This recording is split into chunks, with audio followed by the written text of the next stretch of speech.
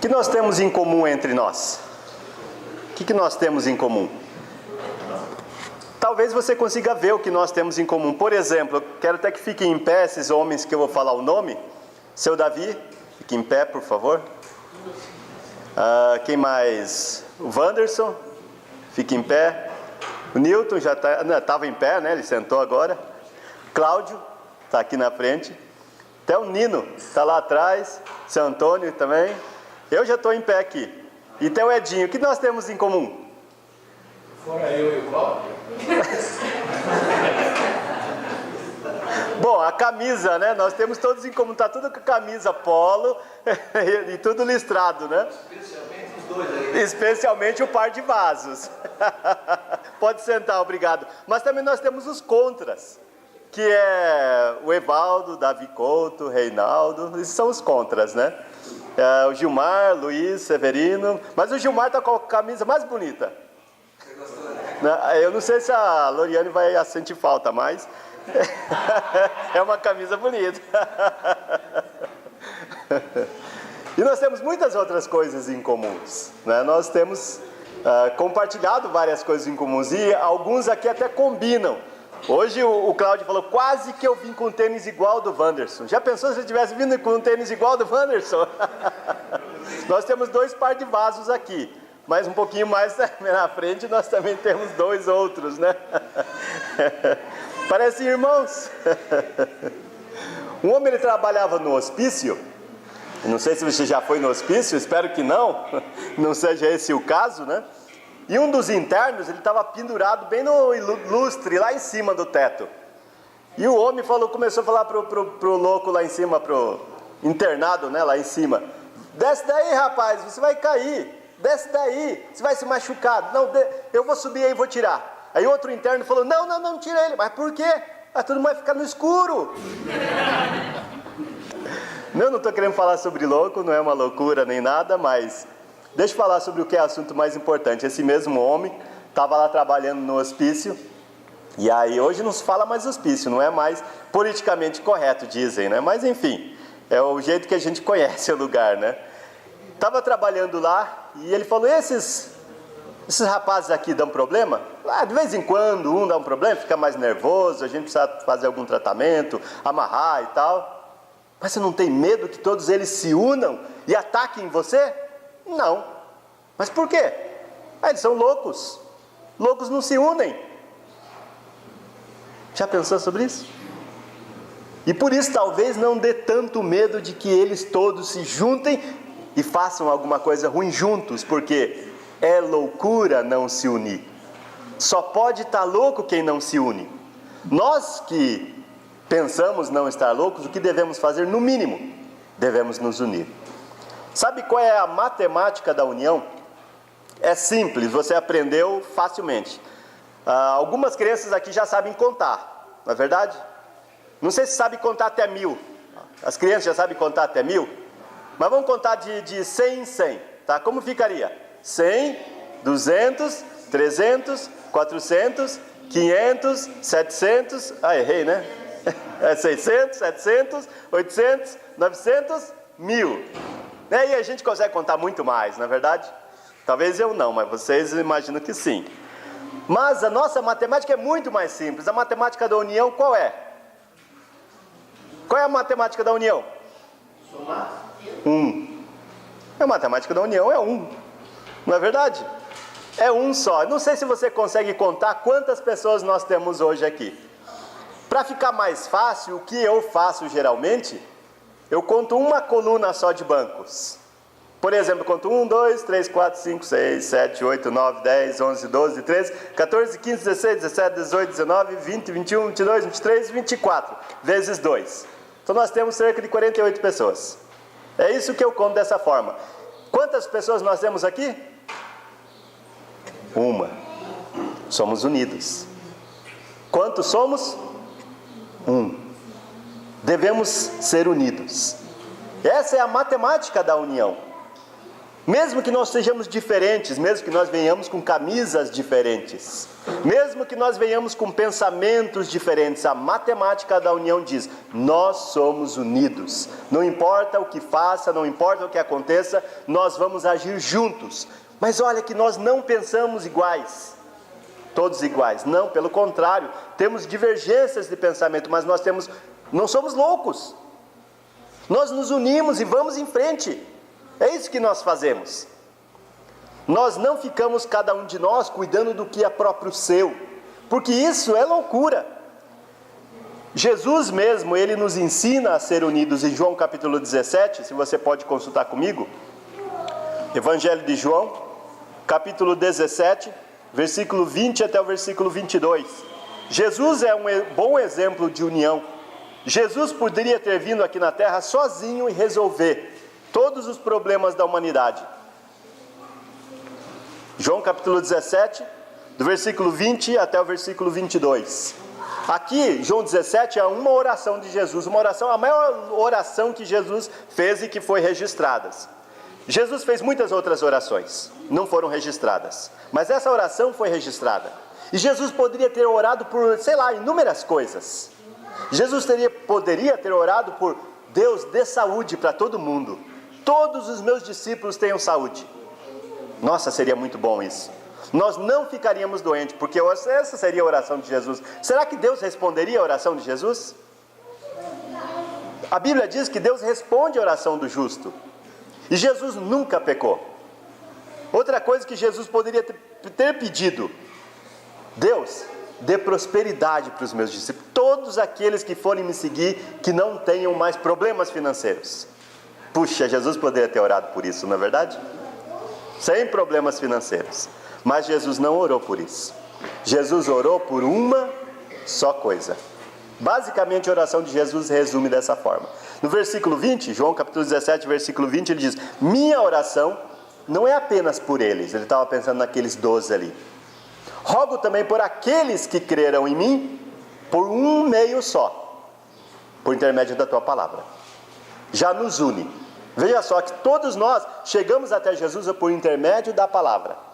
A palavra em nossas mãos, não importa o formato dela.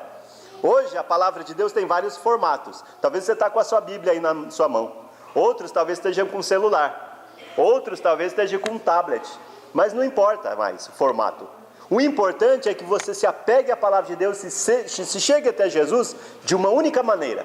A única maneira aceitável para chegar até Jesus é uma só. E essa maneira deve nos unir em pensamento. Olha, nós não pensamos iguais. E talvez nem sequer interpretamos as coisas iguais, mas nós damos o braço a torcer em favor da maioria. Não porque seja uma democracia, mas porque nós somos unidos. Não importa se nós estivermos aqui em 48 ou 480. Devemos ser um só. Unidos. E aí Jesus diz: olha, eu peço por aqueles que ainda virão. E veja no versículo 21, o que ele pede? Ele pede o seguinte: para que todos sejam um. Todos sejam um. E é isso que nós estamos aqui para fazer. Vai ser fácil? É claro que não. É claro que não. Mesmo entre os discípulos de Jesus, você lembra talvez de João e Tiago, dois discípulos mais proeminentes, mais importantes assim, de Jesus. Jesus sempre chamava 3 para mais perto dele. Não sei se você lembra. João e Tiago e Pedro. Esses 3 sempre estavam mais perto de Jesus. Lembra quando Jesus foi orar lá no Monte das Oliveiras, no Jardim do Getsemane? Jesus chamou esses 3. Os outros ficaram lá. Mas um dia João e Tiago, através da mãe deles, né, pediram para Jesus: Jesus, dá o primeiro e o segundo lugar para meus filhos. Mas Jesus diz: olha, esse lugar está reservado por Deus, para aqueles que Ele colocar nesse lugar. Talvez esteja aberto esse lugar ainda, nós podemos, quem sabe, conquistar. Mas os outros, os que restaram, os 10, ficaram bravos contra esses 2. E aí Jesus chamou todos eles, os 12, falou: lá no mundo é assim, cada um briga por poder, mas entre vocês aqui é pelo contrário. O contrário, vocês têm que ser unidos. Jesus apaziguou, fez a paz entre eles e os uniu. Nós teremos pensamentos diferentes, pedidos diferentes para Deus, mas Jesus ora aqui para nós Será que Deus responde a oração de um justo, como Jesus, por exemplo? Jesus foi justo. E a oração de Jesus é para que todos sejam um. Versículo 21. E ele dá um exemplo. Como tu está em mim, eu estou em ti. Como eu e o Senhor somos um.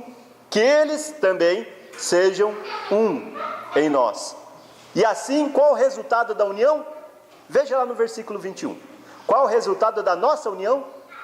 O mundo vai acreditar, realmente, só pode ser de Deus. Porque isso não é possível no mundo. As pessoas brigam por causa de camisa. Nós sabemos disso. E nesse país, como as pessoas são incríveis, que elas brigam porque a sua cor da sua camisa ou é verde, ou é preto e vermelho. Isso é absurdo. Um absurdo. As pessoas brigam por causa da cor da camisa, das suas opiniões. O que poderia ser uma diversão? Então, o que nós vamos fazer? Não importa a cor da nossa camisa ou os nossos pensamentos. Nós podemos ser unidos. Mas por quê? Porque Jesus orou e isso é possível. A resposta de Deus é possível. Podemos ser unidos. Versículo 22. Deixa-lhes a glória que me deste, para que eles sejam um, assim como nós somos um. Deus e Jesus, um só. Nós, um só. Nós não contamos mais que somos diferentes, que temos gostos diferentes, nós decidimos. União é uma decisão. Mas quando você não tem controle dos seus pensamentos, isso chamaria loucura. Quando você não consegue mais controlar sua raiva, seus sentimentos, você chora por qualquer coisa. Às vezes as pessoas começam a entrar na loucura pela depressão. Tudo fica muito sensível para a pessoa, ela explode por qualquer motivo. Isso é um passo que leva até lá. Você já notou que ninguém vive sozinho e quem vive sozinho não é saudável? Você sabia que solidão é mais perigoso do que um fumante? Mata mais pessoas do que fumo? Mata mais pessoas do que obesidade? Mata mais pessoas do que... Tem mais uma coisa. Eu não sei o que é, mas não importa. Mata muitas pessoas. Pessoas solitárias morrem mais facilmente, mais cedo, precocemente. Não era a hora ainda, mas a pessoa se isolou e acaba morrendo. Pensa então numa criança sozinha. Ela acabou de nascer, o pai, mãe não liga. Isso já aconteceu. Quantas vezes acontece isso? Está acontecendo talvez agora nesse momento, uma criança sozinha, abandonada. Isso acontece muito neste mundo. Logo, o que vai acontecer? A morte. Deus criou o homem sozinho. Você lembra quando Deus criou? Pegou o barro, fez aquele boneco, provavelmente não com as suas mãos, soprou-lhe as narinas e tornou-se um ser vivente. Mas o homem parece que andava sozinho. Não sei se ele falava sozinho também, mas de qualquer maneira, Deus passou todos os animais na frente dele. Ele foi dando nome para os animais, mas ao mesmo tempo imagino que ele foi falando, esse não. Dava o nome falando, esse não. E no final, não tinha nada compatível ao homem. Então Deus fez com que ele dormisse. E dormindo, Deus fez uma auxiliadora. Quando ele acordou, ele falou, agora sim. Foi isso que ele falou basicamente, não é? E Deus sabe que ele falou antes disso, quando ele viu aquela situação do homem sozinho, ele diz, não é bom que o homem esteja só. Não é bom que o homem esteja só. Caim agiu sozinho. Quando nós queremos aprontar, nós nos isolamos, na verdade. Você não costuma esconder o seu pecado? Nós agimos sozinhos porque o pecado dá vergonha. Coisas erradas dão vergonha. Como você sabe que aquela coisa que você está fazendo é pecado? Quando você esconde. É uma prova já. É claro que às vezes o pecado faz a gente perder a vergonha, perder a moral. E aí a gente não quer esconder mais. Quer dizer para todo mundo, eu sou um pecador e daí? Eu vou morrer assim. Pelo contrário, nós aqui estamos expondo os nossos pecados, dizendo nós somos pecadores e por isso estamos aqui. Quem não pensa assim, não vem na igreja. Nós somos pecadores. Não é bom que o homem vive só. Mas, unidos, nós podemos fazer coisas incríveis, muito mais. Pensa, não sei se você gosta de filmes. Um dos meus filmes preferidos é O Resgate do Soldado Ryan, não sei se você lembra. Tinha um sozinho lá que perdeu todos os irmãos e a mãe dele ia ficar totalmente sem filho se ele morresse naquela guerra. Todos os irmãos estavam na guerra e foram mortos. Sobrou só ele. E foi um pelotão inteiro, uns 8 homens foram salvá-lo. E vários deles morreram para salvar um. Mas no final do filme, se você é como eu gosto de ver os créditos, quem fez o quê. Porque isso mostra, né, o que as pessoas fizeram, como que se faz um filme. Pelo menos é o meu interesse. Mas não sei se você foi até o final dos créditos e começou a ver aquelas letrinhas subindo. Já contou quantos nomes tem lá num bom filme? Um filme muito bom. Geralmente se gastam milhões nesse filme, mas arrecadam-se outros milhões, muito mais. Mas são milhares de pessoas. Chega a milhares de pessoas um bom filme. Nada se faz sozinho neste mundo. Imagine se você fosse construir um prédio. Ia levar toda a sua vida e sozinho você não conseguiria. Seria impossível, provavelmente. Você não teria condições nem financeiras e equipamentos e tudo mais. Imagina, mas se você junta um monte de gente e convence aquelas pessoas que é possível e que vale a pena, as pessoas fazem. Veja quantas coisas as pessoas fazem.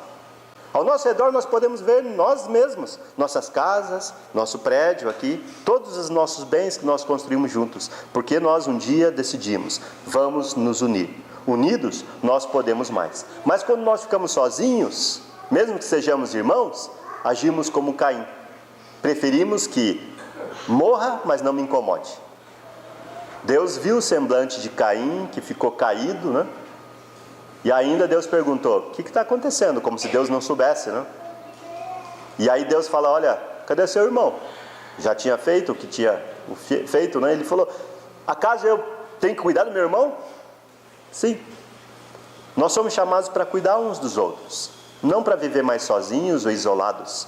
Nós somos um. Nós somos um. Você não é louco para viver sozinho. Você não é louco. Antigamente, dava-se choque para tratar os loucos ou os pacientes, né? Talvez você precise de um choque na sua vida para acordar e para não viver sozinho mais, para não achar que todas as coisas são melhores se você viver sozinho. Não pense mais assim. Pelo contrário, você deixa todas as dádivas que vêm junto com outras pessoas. Jesus poderia ter vindo sozinho, mas o que Jesus fez, ao contrário de Caim, ao contrário de Judas, que sozinhos decidiram o errado? Ele se juntou aos homens. Não foi fácil. Imagine Jesus se moldando a nós, se adaptando a nós. Eu vi uma vez um livro que falava 25 perguntas para Jesus, ou melhor, para Maria. 25 perguntas para Maria. Era muito interessante porque perguntava sobre a infância de Jesus. Perguntava, e quando ele via um pecador, como ele reagia? Maria deve ter visto todas essas coisas. Jesus se moldando a nós, aceitando nós. Uma das perguntas era interessante, eu achei pelo menos, como ele reagia quando ele via uma prostituta. Uma pessoa vendendo o que não é seu, seu próprio corpo. Não é seu, é emprestado, vai ter que devolver. Todos nós. Jesus se moldou a nós. Há um ponto de que os pecadores foram trazidos para ele, ele fala que não tem pecados, atire a primeira pedra. E perdoar essas pessoas. E às vezes nós não conseguimos. Não conseguimos porque nós às vezes decidimos sozinhos. A Bíblia também diz, não se põe o sol sobre a vossa cabeça. Ou melhor, sobre a vossa ira. Em outras palavras, isso antigamente, quando não tinha luz elétrica, ele diz, olha, antes que o sol vá embora, resolva. Porque quando a gente fica sozinho, remoendo, sozinho, a gente fica muito enganado e fica muitas vezes com raiva da pessoa. E a pessoa às vezes não está nem sabendo como você está se sentindo. Então, você não é louco para viver isolado. Junte-se aos bons e será um deles. Como diz a frase, não é verdade? Antigamente se dava choque para tratar essas pessoas. Talvez nós precisemos ainda desse choque. Unidade salva. Solidão nos deixa doentes. Havia uma criança que ela estava perdida, isso no hemisfério norte. Sabe que hemisfério norte, quando é inverno mesmo, faz vários graus abaixo de zero, chega a 28, 30 graus abaixo de zero, nós não temos ideia do que é frio. De qualquer maneira, essa criança se perdeu num dia que estava menos frio, mas ia esfriar de noite. E os pais começaram a procurar, não encontraram. E os pais começaram a ficar desesperados quanto mais o tempo ia passando. E aí então começaram a pedir ajuda dos vizinhos e todo mundo. E na frente da casa deles tinha uma relva assim, onde um mato mais ou menos desse tamanho crescia. E podia ser que a criança estivesse lá. E cada um foi procurando, cada um sozinho procurando.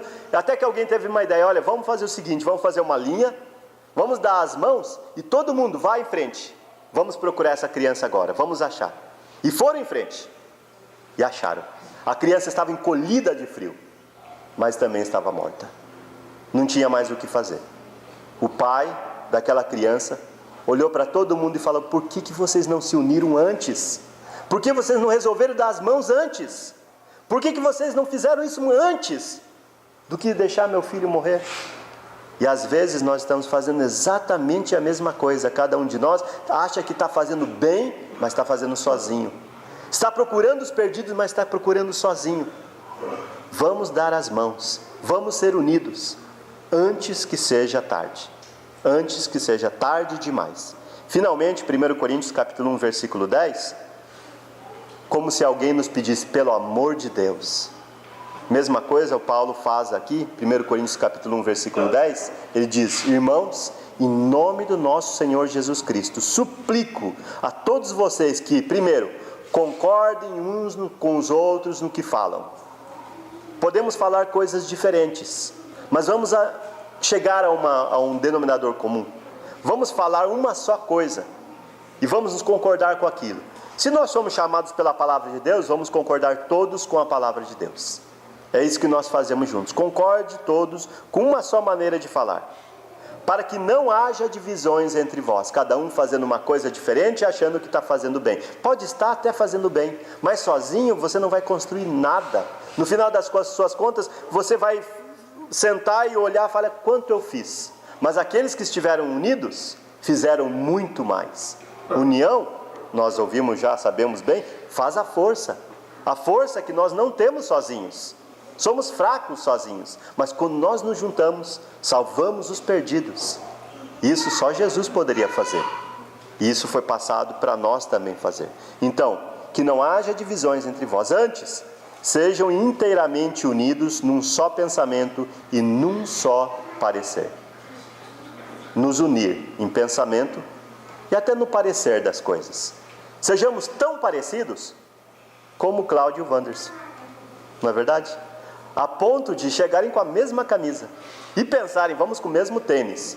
Eu até pensei que eles iam cantar hoje, mas enfim, vamos treinar mais, né? Vamos ser unidos, como todos os outros que vieram com camisas listradas, ou com aqueles que vieram com camisas quadriculadas. Não importa a camisa, não importa o seu pensamento. Sejamos unidos, mesmo que sejamos diferentes, mesmo que gostemos de cores diferentes. Não importa, porque não ficar unidos é loucura. Que Deus nos abençoe para que sejamos de fato, verdadeiramente unidos. Amém.